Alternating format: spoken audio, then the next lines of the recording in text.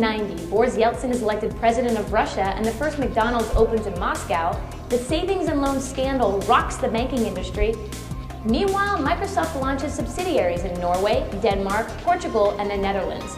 And on January 8th, an international version of Word for Windows becomes available for the first time in the UK, Canada, and Australia.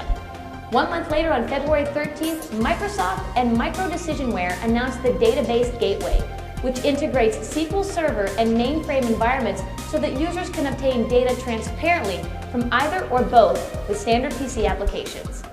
A few days later, Microsoft license packs for large corporate accounts are announced. This new Microsoft packaged product will be distributed through dealers and is a worldwide program.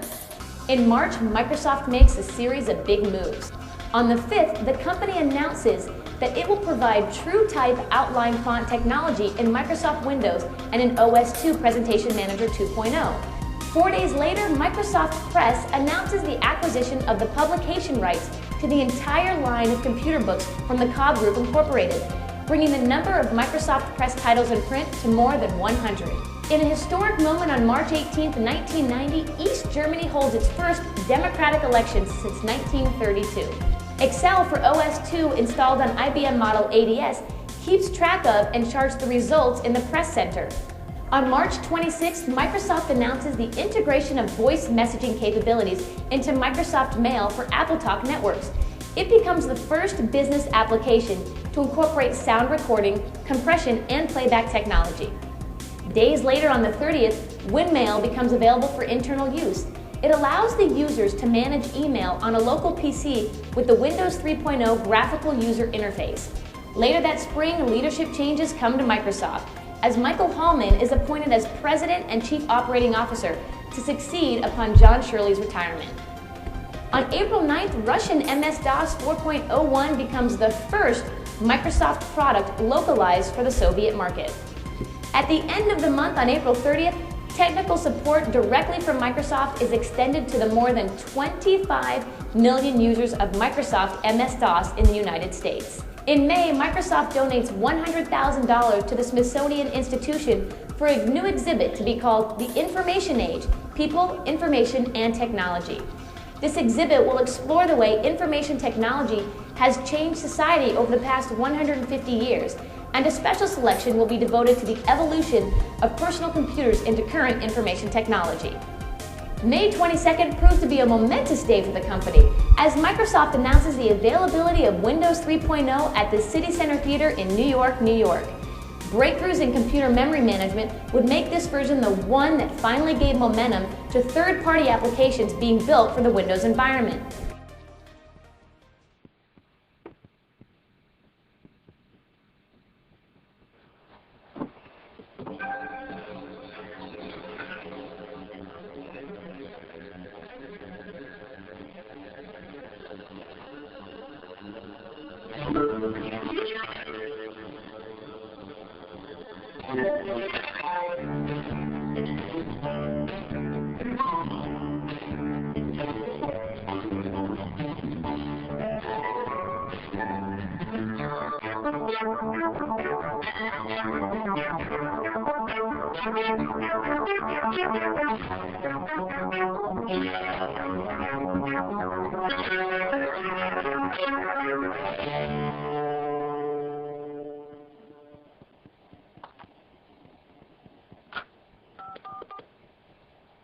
Tell Bill it's ready. Well, I'm glad to hear it's ready. This would have been a very extravagant way to announce a delay in our schedule. Today we're introducing Microsoft Windows version 3.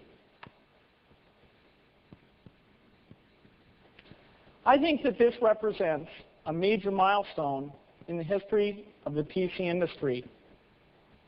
An early milestone in PC history was the creation of the MS-DOS operating system, brought out in 1981. The MS-DOS operating system provided a means for hundreds of hardware manufacturers to build machines and hundreds of software companies to build applications at the same time, with all of those applications working on all those machines. Now, Microsoft recognized a long time ago that the DOS interface wouldn't help us to achieve our vision. Our vision is that there will be a personal computer on every desktop, and it will be the key tool for the information age. Now we're going to do this demonstration on a 1 megabyte PC. We want to prove to you this is a great product for 1 megabyte systems. But the first thing you'll notice is how we've changed the look of Windows 3.0.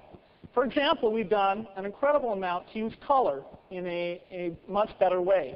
All of these icons make really extensive use of color. We've also cleaned up the borders, and we've changed the font. We now use different size fonts, and we use proportional fonts that look much better. In the heat of summer, the Microsoft Roadshow 90, Seeing is Believing, hits the highways. For the third year, products and expertise are taken to selected cities around the country, and seminars are offered to end users and resellers. This show is almost entirely devoted to Microsoft Windows products and the graphical user interface. Later on July 2nd, 1990, the Microsoft Company Store opens. It will provide Microsoft Pressbooks, Microsoft Software, and Microsoft Mark logo items. A week later, on July 11th, Microsoft announces plans to open an East Coast product support services site located in Charlotte, North Carolina. The end of the month, on July 24th, 1990, Microsoft kicked off its 15th anniversary celebration by becoming the first personal computer software company to exceed $1 billion in sales in a single year, with revenues of $1.18 billion. Happy anniversary indeed. That fall, on August 30th, Microsoft forms the Microsoft Consulting Services Group, aimed at helping large corporate customers better use Microsoft products to build complex information systems. In September, Microsoft launches the Microsoft Windows Computing Marketing Program. It's the largest single marketing campaign in the company's history to date. The total cost of the marketing campaign is more than $7 million. At the end of the month, the Microsoft Consultant Relations Program, a new program designed to support third-party consultants who develop systems based on Microsoft products for their customers, is announced. On November 12th, Microsoft Corporation and Interface Group announced the joining of forces to launch Windows World Conference and Exposition. The annual industry event will address the needs of the rapidly growing number of companies offering Windows products. Also in November, Bill Gates delivers his Information at Your Fingertips speech at Fall Comdex, Las Vegas, Nevada. It was 7 years ago, in 1983, when I last keynoted Comdex. At that time, I kicked off Microsoft's crusade for the graphical user interface. Well, a lot has changed in these 7 years. Not only has that crusade come to fruition, but now we're in an industry that's far more professional and far larger. One dramatic illustration of this change is the way I've gone about preparing my second keynote speech. In 1983, I spent an hour writing the speech, and I showed up about 10 minutes before start time. I plugged in the slide projector myself, and since I couldn't find anyone to change the slides, I asked my father, who'd come down to see the speech, if he'd do that for me. Well, this year, we're a little more elaborate. It's a real honor to keynote the first Comdex of the 1990s.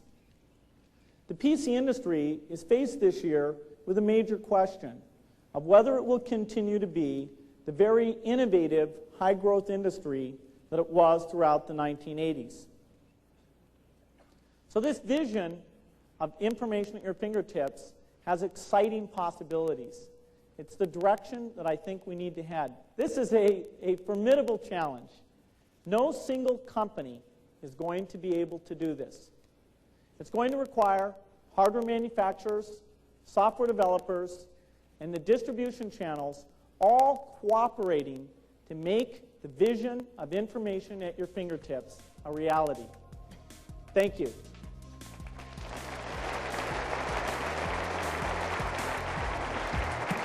And finally, the end of November 1990, the specifications of PC-based media are announced at the Microsoft Multimedia Developers Conference in San Jose. Other announcements at the conference include the Multimedia Development Kit, Tandy's plans to deliver integrated Microsoft Windows-based multimedia PCs or MPCs and upgrade kits, and Microsoft and IBM's publication of a specification for common multimedia API and data formats. Elsewhere in 1990, Tim Berners-Lee writes the initial prototype for the World Wide Web. The Gulf War begins as Saddam Hussein invades Kuwait, and Time Inc. and Warner Brothers merge to form Time Warner. As the old year ends, Microsoft has reached a staggering fiscal year-end sales totaling of $1,183 million, putting the corporation over the $1 billion mark for the first time ever. And as Microsoft says goodbye to 1990, the employee headcount totals 5,635 people. Amazingly, that billion-dollar year was only the beginning.